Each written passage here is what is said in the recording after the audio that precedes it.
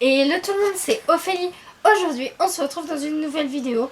Donc, je vais vous présenter les livres que j'ai lus et que certains BD a lu ma mère. Pour le week-end à Bulle qui se passait vendredi dernier jusqu'à dimanche dernier. Alors, je suis vraiment désolée, mais je ne vais pas pouvoir vous montrer les BD à mon frère parce que tout simplement, il n'a pas envie de faire cette vidéo. Il est en mode... je sais pas si là, mais il n'a pas envie de s'impliquer dans le blog. Donc vous n'aurez pas les livres qu'il aura lus. Je suis vraiment désolée pour vous si c'est quelque chose que vous aurez voulu voir. Donc je commence tout de suite avec Quand Takagi me taquine de Soichiro Yamamoto. Donc tome 1. Donc je vous avais déjà parlé de ce livre, de ce manga. Je vous avais dit que Takagi m'agaçait beaucoup parce qu'elle n'arrêtait pas de se moquer du petit héros qu'on suit qui s'appelle Nishikata. Et il a décidé de se persévérer, donc de faire à chaque fois que Takagi se moquait, il faisait le nombre de pompes, le nombre de... En fait, par exemple, si elle se moquait 5 fois de lui, il devait faire 5 pompes, sauf que ce nombre était multiplié par 10, donc ça fait 50. Et là, c'est 23 fois, donc ça fait 230 pompes. Et tout au long du livre, on voit comment les personnages évoluent et voilà. Bon, à la fin, j'ai bien aimé Takagi puisque je me rends compte pourquoi elle fait ça. Mais au début, je ne comprenais pas et ça commençait à m'agacer. À la fin, j'ai fait ah d'accord, c'est pour ça et tout. Donc j'ai bien aimé. C'était une lecture assez sympathique. Alors, c'est les trois plus celui d'avant, seuls mangas que j'ai lu dans ce week-end à Bulle. Donc il y a Assassination Classroom tome 3 et 4. Donc c'est plutôt comme ça. Le 2 je l'avais lu sauf que j'ai pas fait d'avis dessus parce que j'ai pas eu le temps, donc je suis vraiment désolée. Si vous voulez un avis bref, demandez-le moi en commentaire. Donc ça poursuit le tome 1 et 2 et c'est vraiment trop bien. On a en fait dans les 3 et 4, attention spoilage, j'arrive jamais à dire ce mot, ça m'agace. Ils vont réussir dans le tome 4 à tuer, pas à tuer mais à éliminer, à blesser le poulpe, le prof donc qui est un poulpe, et il a un frère. Et on n'en sait pas plus, ça se finit comme ça. Et je suis en mode what the fuck. Donc Émilie, si tu passes par là, je te remercie de m'avoir prêté le 3 et le 4. Parce que c'était vraiment trop bien. J'adore cette classe. Et il y a plein de questions qui me taraudent. Par exemple, à ce qui paraît, le poulpe, c'est un humain à la base. Donc c'est chelou. Et en plus c'est chelou parce qu'il veut détruire la Terre, mais il aide les élèves. Donc c'est chelou. Donc celui-là je vous l'avais déjà présenté dans le book haul, c'est Les Oranges de Versailles de Annie Pietri et je reprends. Annie Pietri, Nicolas Dica et Christine Circosta, publié chez éditions BD Kids, donc on peut Kid au Capi. Donc voilà, c'est vraiment trop bien. Donc c'est ça se passe à l'époque du roi Soleil. Donc non, c'est à l'époque de Louis. Alors, les nombres grecs et moi, ça fait pas 2. Alors, laissez-moi me concentrer.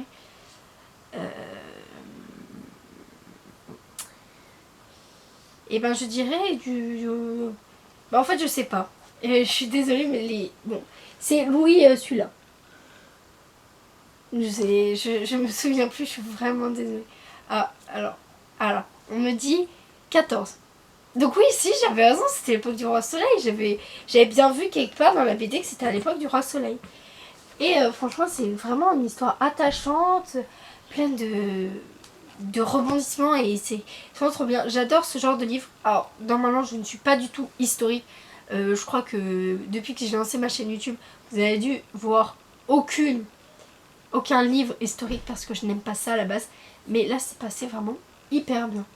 Je pense que c'est parce que c'est Versailles et que c'est à cette époque-là parce que les Colombes du Roi Soleil, je vous le conseille et ça passe tout le temps trop bien. On a aussi lu, donc ça c'est avec moi et ma maman, on a lu Les Beaux Étés, tome 1, Cap au Sud de Zidrou et Jordi Lafèbre. Publié chez Zion d'Argo, donc on l'a acheté au 48 € BD, donc là on a un petit logo. Ça veut dire que les BD ils sont à prix incassable, donc ils sont à 2 €. Franchement c'est pas cher pour une BD. Et depuis qu'on l'avait acheté, on l'avait pas lu. Et on l'a lu et franchement, on a adoré. C'est vraiment hyper bien. En fait, ça nous présente en 1973 comment ils passaient leurs vacances. Et maintenant, on se dit, mais en fait, si tu pars comme eux, c'est impossible, tu n'y arrives pas. Par exemple, ils arrivent à un camping et ils arrivent et font, on aimerait bien avoir une chambre. Donc normalement, toi, tu dois réserver, parce que si t'arrives, tu fais bon, j'aimerais une chambre. On va te regarder avec des yeux ronds. Et on lui dit ah, il n'y a plus de place, mais on peut vous laisser un dortoir. Et ils les font hyper confiance, il n'y a rien, il n'y a pas de surveillance. Moi, je me suis dit, mais on pourrait plus faire ça maintenant. Les gens auront trop peur. Aussi, un livre que j'ai lu aussi avec ma maman. Donc, on l'a lu séparément, mais on l'a lu parce que comme ça évite de dire moi et aussi ma maman. Hein. Donc c'est Geek Girl, tome 1 de Geek Chic, d'après le roman de Holly Small. Donc je pense que ça c'est que Bouissou Chiaretta, c'est l'illustrateur. Mais c'est publié chez édition Miss Jingle. Alors, je vous l'ai déjà dit dans le book haul, mais je le redis pour ceux qui ne suivent pas le book haul. J'ai déjà lu Geek Girl, le roman. Pour Noël, je vais avoir le 2,5 et le 6, ça c'est sûr, parce que je les ai vus et je vous les ai présentés dans le book haul. Et c'est super bien, j'adore cette série, j'ai lu le 1. Et Geek Girl, tome 1, il est vraiment très bien et les illustrations sont vraiment trop belles. Toujours que j'ai lu avec ma maman, c'est La Brigade des Cauchemars, tome 1 et tome 2. Donc le tome 1, c'est Sarah de Franck Tillier Franck Tillier, Oumgui Dumont et Drac. Donc voilà. Et c'est hyper bien. Donc en fait, c'est des héros qui vous avez un casque sur la tête, vous dormez, et les héros que vous voyez ici, je sais pas si vous voyez, mais par là, ils s'en rendent dans vos rêves, et c'est quand vous faites des cauchemars, genre tout le temps le même cauchemar. Et c'est hyper bien. Et il y a un mystère autour du personnage principal. Il y a 2 personnages principaux, mais celui-là en particulier. On sait pas qui il est, on sait pas ses origines, on sait pas qui c'est ses parents et où ils sont. Et il se rend compte qu'il a des points communs avec le personnage du tome 1. Et c'est un peu bizarre. Donc, et après on a lu le tome 2, donc c'est Nicolas, donc toujours du même auteur. Et je vous ai pas dit, publié chez la maison d'édition, et parce qu'elle est pas notée. Ah, France Loisirs. Alors là, franchement, si vous avez aimé le tome 1, je vous dis, lisez le tome 2 rapidement, parce que le tome 2 à la fin, petit spoilage, mais franchement vous pouvez le dire parce que je vais pas vous dire. En fait je vais vous dire mais je vais pas vous dire. C'est du langage français ça. On sait qui sont les parents du le petit blondine. On sait ses parents et ça vous laisse sur le cul. Et ben oui. Vous regardez votre BD et vous faites non, c'est pas possible, ça peut pas se terminer comme ça. Donc je croise les doigts pour qu'il y ait un tome 3. J'ai lu, donc là les 3 BD qui me restent, je les ai lus toutes seules comme une grande. Personne qui les a lus derrière moi. Donc c'est Chat un chat, alors, chat, publié chez les éditions Hugo BD, et c'est de Bromo et Antissa. Donc j'adore trop la quatrième de couverture. Et en fait c'est une fille qui va tomber amoureuse d'un tout petit chat tout mignon. Et en fait il est quand même diabolique. Et c'est un peu comme les Cops ou Boule et Bill ou ce genre de BD. En fait vous avez un thème. Par exemple là c'est Erika. Je sais pas si vous allez bien voir. Non, vous voyez rien. Et même comme ça, là. Non, toujours pas. Bon bah c'est pas grave. Donc il y a écrit Erika. Et l'autre page, c'est un petit jeu. Et en fait, c'est des histoires. En fait, on a juste les mêmes personnages, les mêmes chats. Mais en fait, c'est des histoires différentes, ça se suit pas.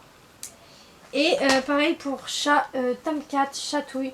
Donc là, ils vont partir en vacances au bord de mer. Et c'est vraiment hyper drôle. Donc, ouais. Et la dernière BD que j'ai lue, c'est Miss Tinguette, tome 4, Mon et Merveille de Greg Tessier et Amandine, publié chez l'édition toujours Miss Jingle. Alors, si vous voulez un avis sur le tome 1 et le tome 2, il me semble que j'ai pas le tome 3, mais je suis pas sûre du tout. Mais sûr, j'ai le tome 1 et le tome 2, et si vous voulez un avis dessus, je serai avec plaisir de vous le donner. Là, Miss Tinguette part en classe de neige, sauf que son petit ami ne vient pas avec lui, et elle va faire des découvertes amusantes. À la base, elle voulait pas y aller, mais ses parents l'ont un peu obligée, et en fait, elle est frileuse, elle déteste le froid, et ses parents ils font mais si tu vois, c'est bien, et résultat des cours. Elle s'éclate et franchement, ça m'a rappelé tellement de bons souvenirs. Je suis allée 2 fois en classe de neige et franchement, c'est un truc que je vous conseille de faire, c'est tellement bien.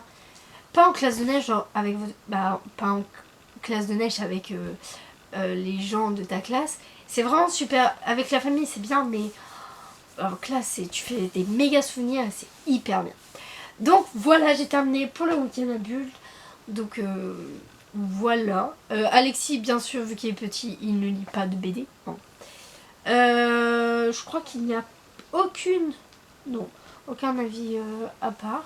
Donc voilà, n'hésitez pas à mettre un max de pouces en l'air, à vous abonner, à commenter, à partager avec vos amis, mais ça je crois que j'ai déjà dit, ce n'est pas grave.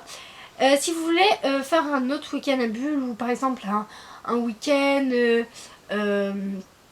polar ou horreur ou ce que vous voulez, vu que c'est Halloween ou par exemple fantastique, Noël, ce que vous voulez, vous pouvez nous le dire en commentaire et on vous répondra si ça serait possible, parce que du coup ça sera aussi à voir avec notre pal et puis nos bibliothèques, voir ce qu'on... Donc voilà, je vous souhaite une belle journée si vous la voyez en journée, une belle soirée si vous voyez le soir, et bye.